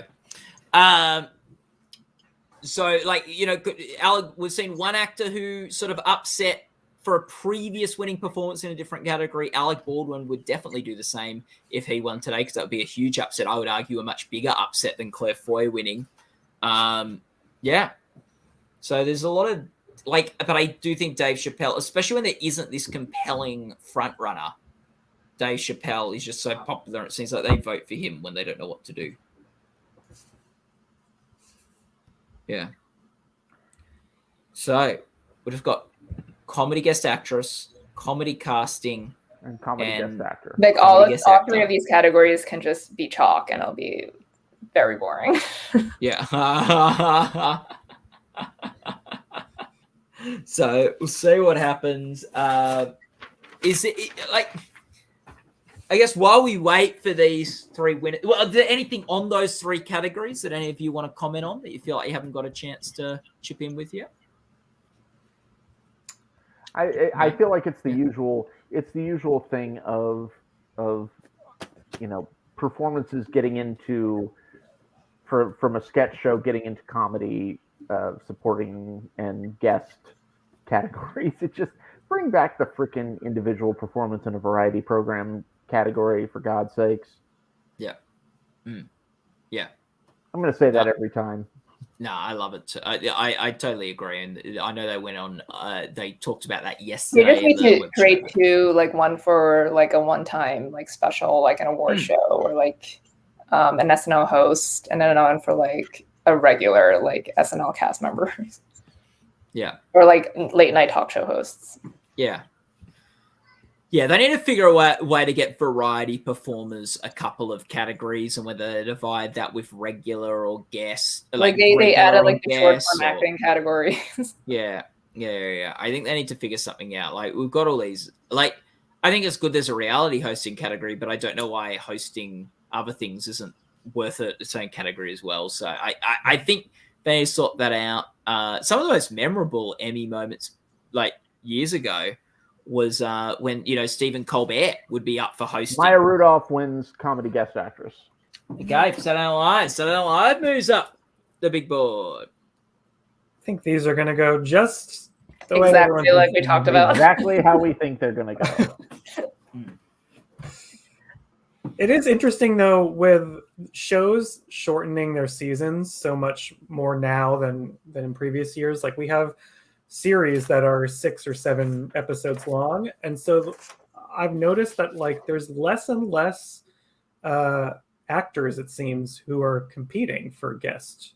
It's like some of the major shows only have maybe 1 or 2 folks that are really eligible, like real contenders for guest categories, which is like an interesting turn with these shortened seasons that are anywhere between like 6 and 10 episodes, which is I think that's also a symptom of the rule change when it became like less than 50%, you know, because before you could still be in the whole season as long as you were credited as a guest star, you know. And you see this also reflected in the fact that really the real guest performances are really more on, say, like the network side, the procedural side, where you have these kinds of true guest performances where they just have a single arc.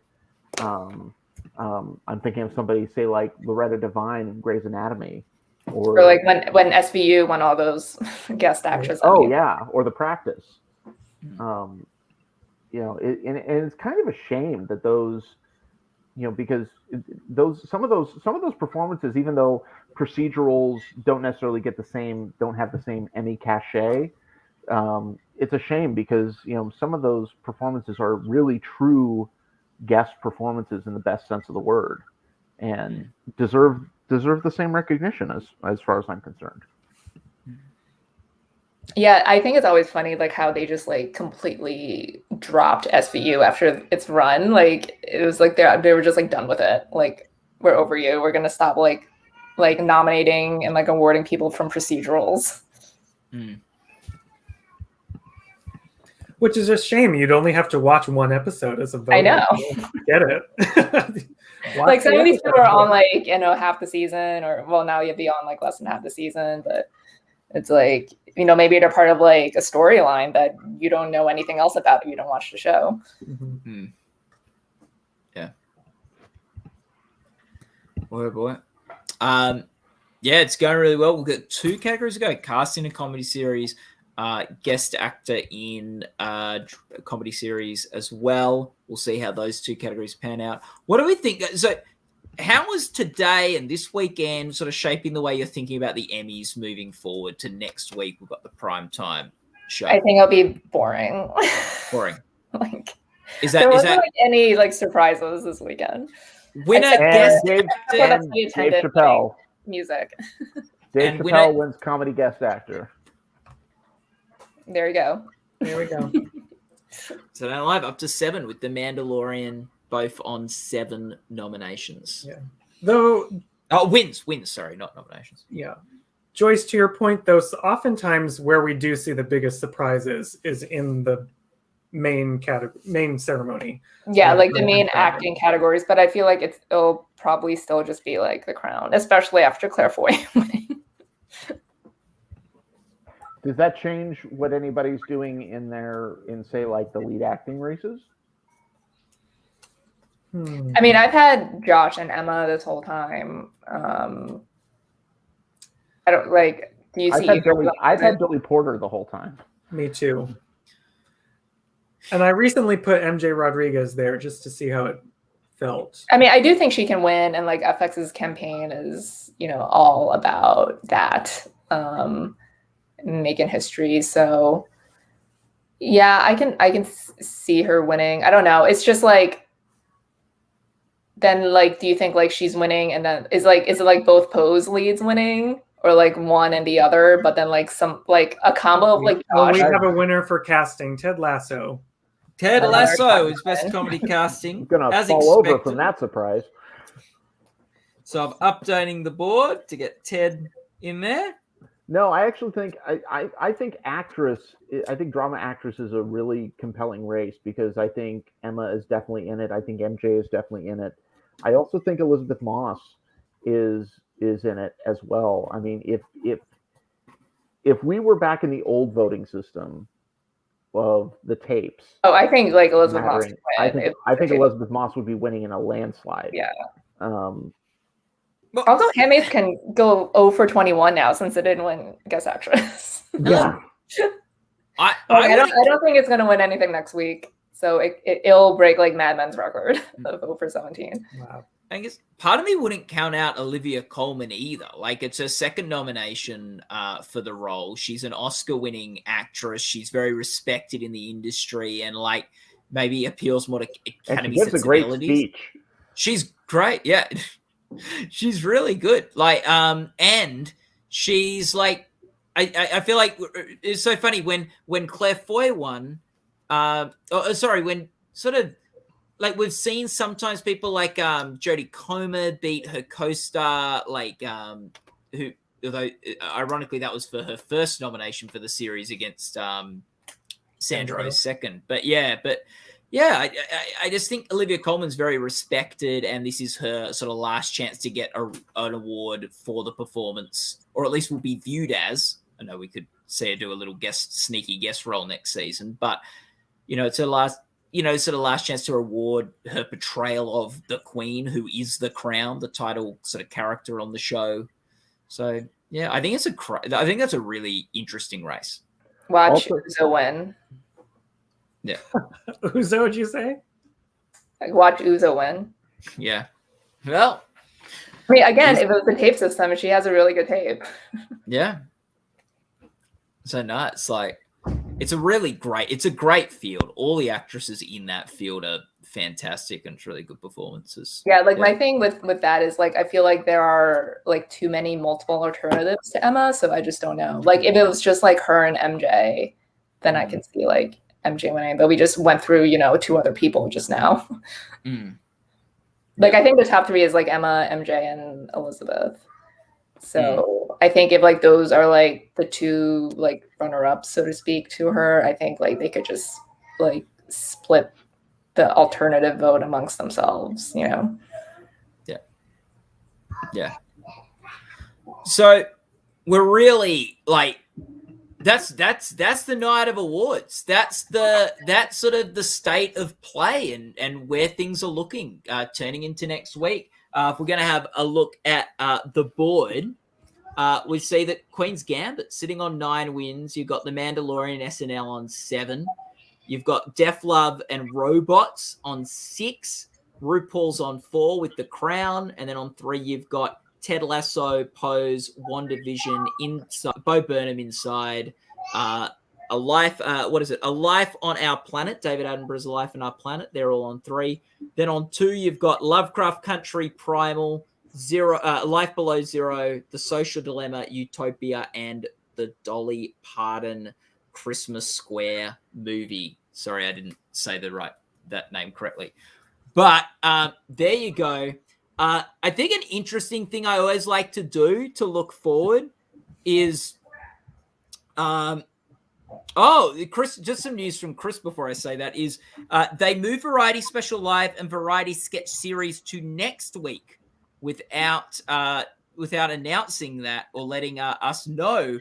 So so scores will not be updated. Yeah, it'll affect the scores for Creative Arts predictions and things like that. Won't affect the scores, but maybe the publishing and the winners and stuff. But I need to wait a week for that. But that's okay. That all being said, something I like to do with this is to look at how high can different shows go next week, because now we sort of know where they're standing and we know how many more categories they're competing in. So the Queen's Gambit, how many awards is that up for next week? It's up for 3 acting awards, writing, directing, and series. So that's 6.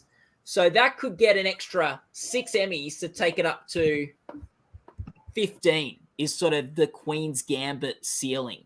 It needs 4 to tie John Adams and 5 to break the record.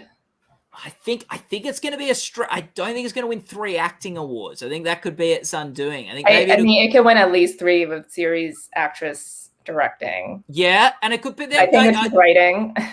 I think Anya Taylor-Joy could win actress over Kate Winslet. I think it's going to be a fierce race. So yeah, I think 5 could be a stretch, but I think 4 it could maybe pull off. The Mandalorian, is that up for writing and directing? Yes. Yeah. So that writing, directing, and series. So that's just supporting 3. actor too. And supporting actor, yes, for Giancarlo. So that could win 4, maximum of 4. So that gets 7, 8, 2, 3. That could get it to 11. That's its ceiling. Saturday Night Live is nominated for 3 categories, I believe. The 2 supporting acting races and the sketch series that's been moved to that award. So that could get 7. That could get up to 10. Is the Saturday Night Live sort of ceiling how high it could get? The Crown, which is our presumptive drama series front runner, that's nominated in what? All 4 acting races? All right? 4 acting, writing, directing series. So it could get another 7. That's 7. So that's 7 plus 4 is 11. So that could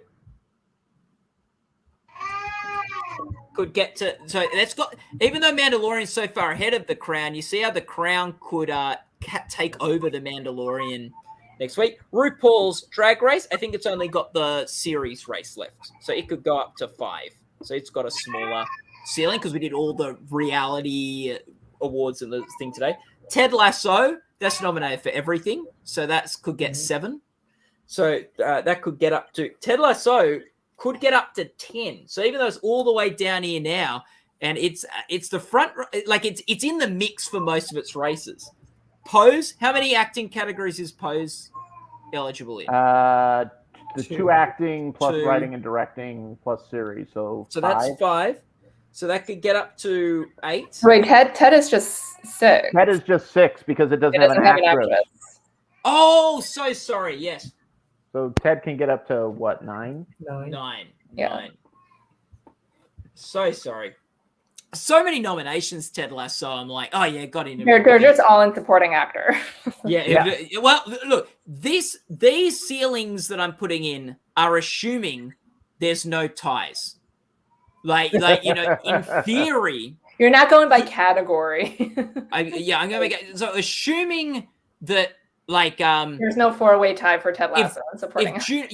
That would give them technically 4 Emmys. So that would actually bump them up 4. But we're going to assume there's no ties. There would need to be a tie for shows to be. So technically some of these shows could get higher if there's a tie. WandaVision, that's in 3 acting categories. Writing, directing, series. Yeah, series. So that's 6. 6. So that could also get it up to 6 plus 3 is 9. Yeah. So like Ted Lasso, Bo Burnham. Just the is the special still going just to has the special? Just has just the special, so he can only. So that could get to 4. He can get 1 more, and I think Life on Our Planet's tapped out. Utopia's tapped out. Dolly's tapped out. Socialism's tapped out. Utopia's in special. American Utopia. Oh, is it? Okay, so that could that could go to Utopia 3. could go up to 3, and Lovecraft Country, that's nominated in 3 acting, correct? Yes. I know it's in all 4. It's in all 4 acting. All four acting and writing. Plus, and writing, but not directing. So so that's got 6 plus so 2. 6 more. That could take it to 8. So Lovecraft. Oh, sorry, this is a bit messy. The Lovecraft one that can get us to 8. So this is where all these shows stand. This is where they all can go. Let's see how they do. But it's looking very good for Queen's Gambit. Can get up to 15 awards next week. Just a quick, we'll go through just before we wrap up each of the different. Drama, comedy, limited. We'll start with limited. Is Queen's what's limited going to look like next week, guys? For series, Queen's Gambit. Yeah, I didn't have Queen's Gambit before tonight. Now I'm going to switch it. If Mare of Easttown wins 3 acting awards, will that change how you're feeling on Emmy night as they open that envelope? If Mare wins, if Mare wins, I'll be thrilled because I love that show so much. But the fact that the Queen's Gambit has really just swept a lot of these says tons of support plus the casting win. It could technically not. It could. Possibly not win any acting wins, but it could still win writing, directing, and win series. So yeah, I think it's still, even if it doesn't win any, it could be literally Chernobyl and not win any acting and still win series. Yeah, I think the thing is, I think if Mare of Easttown's going to win, there's going to be a lot of strength in the acting branch, and none of the awards that have been. Oh, do actors vote for casting or? No, it's casting directors, and producers. Yeah. So we haven't had the actors weigh in on limited series yet, and we'll only find that out next week. I think it was one of the reasons Handmaid's Tale was able to win in its first season. So I wouldn't count out Mare yet, but I do think I've the whole way along thought Queen's Gambit is going to win because I just think at the end of the day it's a more iconic series. And I think it stays with people more, and it's something that felt unique and different. And I had a lot of people who aren't even big TV fans talking to me about Queen's Gambit and things. So I just think it's a show that broke through in a way that the others didn't, in terms of, and I just think, and it's very high quality, like the production across the board. I also think Anya Taylor-Joy can beat Kate Winslet next week, just because I think it is a more iconic performance, but we'll see. Because I think I'm in the minority there. I do think, though, that WandaVision did well enough tonight for Kathryn Hahn to still win. Yeah, I hope so. Category. She's great. I love all the nominees in that category, but yeah, it'd be. I really hope Kathryn Hahn can pull that out. Any last thoughts on limited series race from anyone? Or any of the limited next week? No? Do we still think Michaela Cole's winning writing? Because again, I can just see Queen's Gambit winning that. I think Queen's Gambit wins writing. That's my pick. But yeah. But I thought that before this week. I just thought that it's going to get... They do love to go for these like auteurs who do everything, though. And that is really the only place now, I think, that Michaela can... But I don't know if they like think that way, because like obviously we've known this for almost a whole year that like not just viewers love Queen's Gambit, but like awards voters do too. So it's like is like her like alterness like enough to topple this juggernaut? Yeah, it'll be like, it's definitely a race. It's definitely like, I don't say I think Queen's Gambit's winning writing confidently, but that is what I'm predicting. What about comedy? Ted Lasso, is it going to be the Ted Lasso show next week? Oh, for sure. Oh, yeah. Yeah. Besides lead actress, because it can't win there. Yeah. What about writing, directing? Is that like, are we feeling good about Ted Lasso there? I think the only thing that's a big question is which episodes are going to win from Ted Lasso. So I have Hacks in directing right now, and I think I also have it in writing. I had the Flight Attendant in directing. I had that for a while, and then I just kind of like, this was when I was like feeling really pessimistic about the Flight Attendant, and I abandoned it. Is that where there's vote splitting, where there's like multiple hacks and multiple?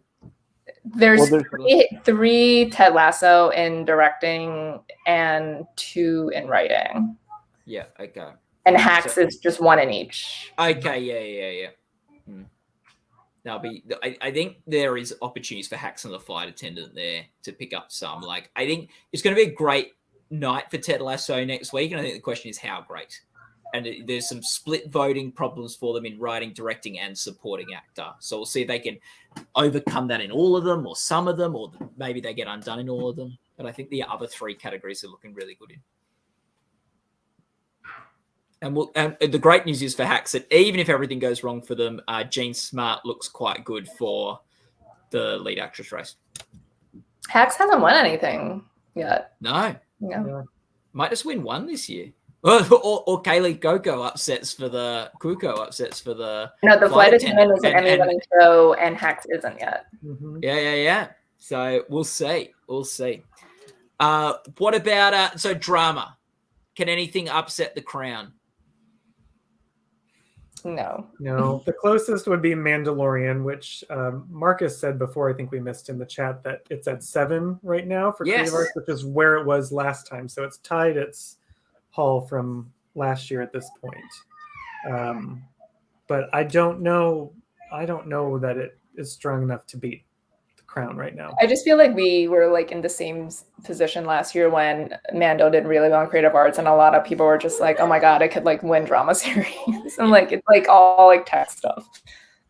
Yeah, I actually, to be honest, would think that like even Pose or The Handmaid's Tale are in a stronger position to win Best Drama Series. I think Pose winning 3 awards yesterday shows that people are watching it. It's got some supported strength in the industry. It did very well with acting nominations this year. And then The Handmaid's Tale, I like to never completely discount past winners in this category. And since Handmaid's Tale has won here before, it shows that Emmy voters are prepared to award it. And it was a good season. Like people, like Handmaid's Tale's never been my favorite show, but it was a season that people who like that show loved it. And me, it's not my favorite show, I thought it was a good season. So They're probably I'd put them probably even ahead of Mandalorian. If like Handmaid wins like nothing except drama series. Yeah. That's what it would have to do, I think. I'd almost be tempted to say if Crown loses next week, it'll be to Pose. Just because I feel like Pose is at least a show I can see people getting like getting. I mean, I can see Pose at the right time. A acting award. I'm not prepared to predict that yet, but I can see that happening. I can see it. I've got to predict it. I think I predicted it for lead actor, and I think it could Pose maybe upset in the writing or directing. Is it nominated in either of those? For both. For both, I could see it sort of. Sometimes the writing and like remember, like they threw in a directing award for the ER final more than a couple of years ago. Now, that was 12 years ago. Yeah, 12 years ago. There you go. Only seems like yesterday. We were breaking that down on our live show. But anyway, yeah. I think Pose has almost a stronger chance in something, say like directing, where The Crown has 2 episodes. Yes. Yes. Competing there. So if Pose is going to break through, because I have Billy Porter winning. And I think MJ could win. Yeah. So I think if it does win anything other than that, in order to give it that series boost, I think directing would be the place for it to do it. I don't think I'm not predicting it, but I think it could. Yeah, I might predict Pose for directing. I definitely won't predict it for series, but maybe that is where it might pose the biggest threat. Yay, Australian dad jokes. Yay. I mean, well, so I think everyone thinks like Fairy Tale is winning directing, right? Not War. Right. So what if it's like the other one, just like last year's Succession, when we all thought it was going to be This Is Not for Tears, but it was Hunting. Yeah. So who knows? Any quick last thoughts to take us out, guys? Any last musings, or I'll have a quick look at the comments, make sure there isn't a question or something. God, I hope it's an interesting ceremony. I know, because I'm just like, after like these 2 nights, I'm just like, it's gonna be so boring next week. It's just gonna be chalk next week. Yeah, there's got to be some huge surprise. There better be. I think best drama and comedy series, like there's probably the least suspense, but I do think some of those acting awards we could get thrown a few curveballs. They have made some good like surprise picks in the regular acting categories the past couple years. So I hope there's like at least one surprise that it's like just not someone like everyone is predicting. Yeah. Well, guys, thank you so much, Joyce, Tony, and Sam. This is a great, and thanks to everyone who's been watching and throwing up comments and everything like that. It is so fun to be watching the Creative Arts Emmys with you all at Gold Derby. Thanks to Riley, who's